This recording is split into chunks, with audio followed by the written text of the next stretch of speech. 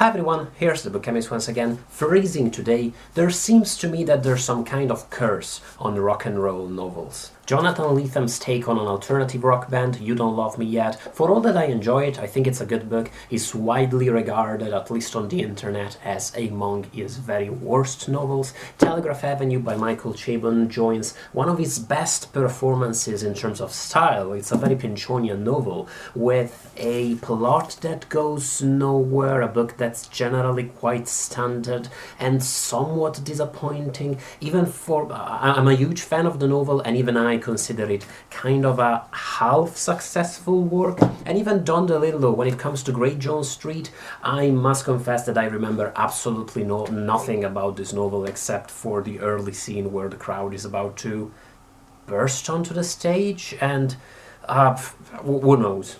It might be that old maxim that we all know and that it's very witty and funny about writing about music is like dancing about architecture. It might just be that it's difficult to convey to readers the emotions and the brilliancy and the genius of a work of music, especially a work of music that doesn't even exist, that's fictional, without relying on too much technical detail, which is going to be lost on anyone who didn't study piano for 15 years, or without relying on descriptions that are too generic, without simply describing the effect that this beautiful music has on its audience, but by telling the reader something real about the piece of music that these characters created. In many books about rock and roll music, and for the love of God, definitely in Utopia Avenue, which I'll talk about in a second, there is this impression, I get this impression, that the author believes they're talking about something that's quite cool and relevant and revolutionary, but that actually stopped being so 40 years ago. The only person who talks about this stuff convincingly and who clearly has his hand on the pulse of, popular music is Jonathan Lethem, because he's a cool guy. A Visit from the Goon Squad by Jennifer Egan is on an entirely different level. It talks about music beautifully and convincingly and is a masterpiece of a novel, but it's not really about rock and roll, about the music. It's more about the music industry, and that's why I'm not really counting it in this discussion. I mentioned that introductory passage to try and explain, first and foremost to myself, what exactly went wrong with Utopia Avenue. I recently reviewed Number 9 Dream by David Mitchell, Mitchell's second novel, which I adored. It was impossibly brilliant and beautiful. It kind of went nowhere, and yet experiencing it on a sentence-by-sentence basis was one of the greatest reading pleasures I've had this year. Definitely, and probably in recent years. It's an inventive and daring novel, alternating several different styles with great flair, always surprising, always extraordinary in its ambition. Utopia Avenue is the exact opposite. It has a very neat plot, its characters face a very straight development, you always know what it's about and what it's going to be about, except maybe for a surprising chapter late into the novel, which I might mention later in the review. Utopia Avenue isn't even a bad book. I wasn't hating the experience while I was reading it, and I shed a tear when I read the final chapter, because the final chapter is engineered to make readers shed that tear. It's more that it reads like it was written by Ken Follett, by a specific type of writer that I believed had nothing to do with the writing David Mitchell is supposed to engage in. In my review of Number 9 Dream, I said that David Mitchell is the Megadeth of contemporary writing, and this is a metaphor that's going to be lost on people who are not familiar with thrash metal or with Megadeth in particular, which might point at another problem with writing about music, that if you don't know the bands who are relevant to the text, then you're screwed. You're just not going to get the novel in full. And that wasn't even the case for me. I actually love the Beatles, I love psychedelia, I love 60s rock. But anyway, if David Mitchell is the Megadeth of contemporary writing, I guess at one point he had to write his risk. In the past I've talked about the fact that most of my videos tend to be positive. I generally speak about books that I'm passionate about and that excite me and that I either loved or that I enjoyed enough to, well, consider worth sharing with you guys and recommend to the viewers of my videos. But because I love David Mitchell's other books so much, because Cloud Atlas is one of my favorite novels of all time, I adored Number 9 Dreams so much, I enjoyed Slade House, and I look forward to reading the rest of Mitchell's bibliography and over, I feel like today I can be mean with Utopia Avenue, because it's a bad book. It is bad. The next bit is slightly spoilery, and if you feel like reading Utopia Avenue, if you think you're going to read it, then probably you should stop the review now. But I'll go as far as to say that I think you shouldn't read Utopia Avenue. I read bad books. It happens to me that I read bad novels. Earlier this year I read Lagoon by Nnedi Okorafor, and I disliked it immensely. I really didn't like it. But I am sure that there are readers out there who are going to have an awesome time and be amazed and love Lagoon, and that is fine. It's great. It's art. You know, that's the way it works, and that's the reason why I simply don't talk about this book. But Utopia Avenue, I believe that you're not going to like Utopia Avenue, or that you shouldn't.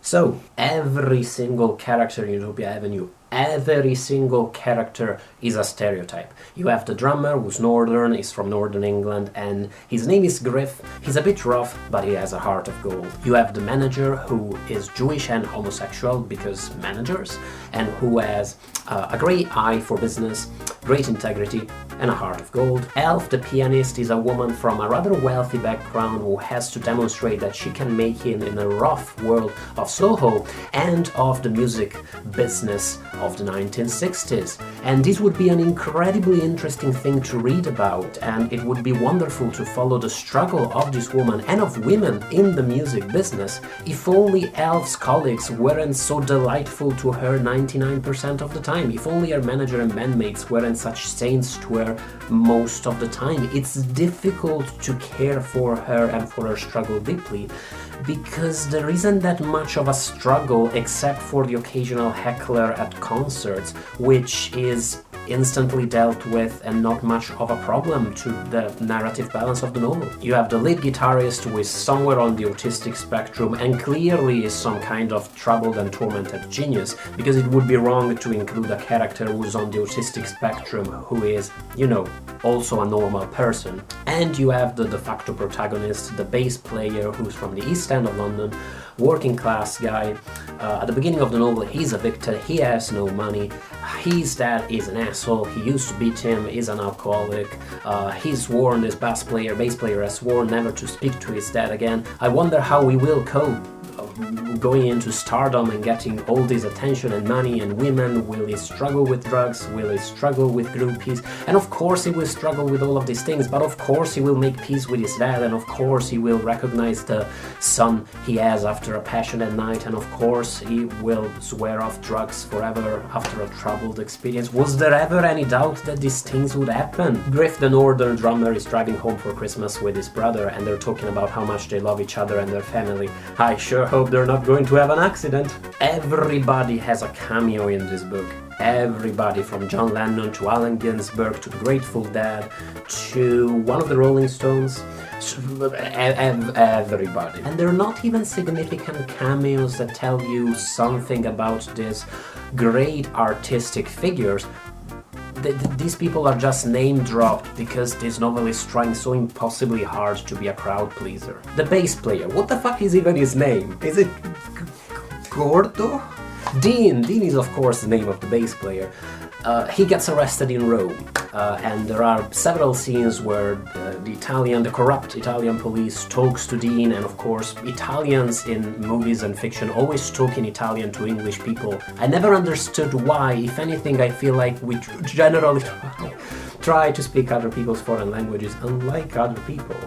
The point is, you have all of these paragraphs written in Italian, and it is the most ungrammatical, the most nonsensical Italian. Now, David Mitchell has traveled the world as a world-renowned writer and artist, and he has attended so many conferences and panels, and I do not believe that he does not have one Italian friend, and I also do not believe that he doesn't have access to Google Translate, or that at least his production editor at Scepter does not have access to Google Translate, and they couldn't at least try to make the Italian, correct? Now, we're getting very petty here, but this is something I feel quite strongly about. A couple of times in the course of the book, you see these postcards that characters receive, and instead of being given the text of the postcard, you're given a picture.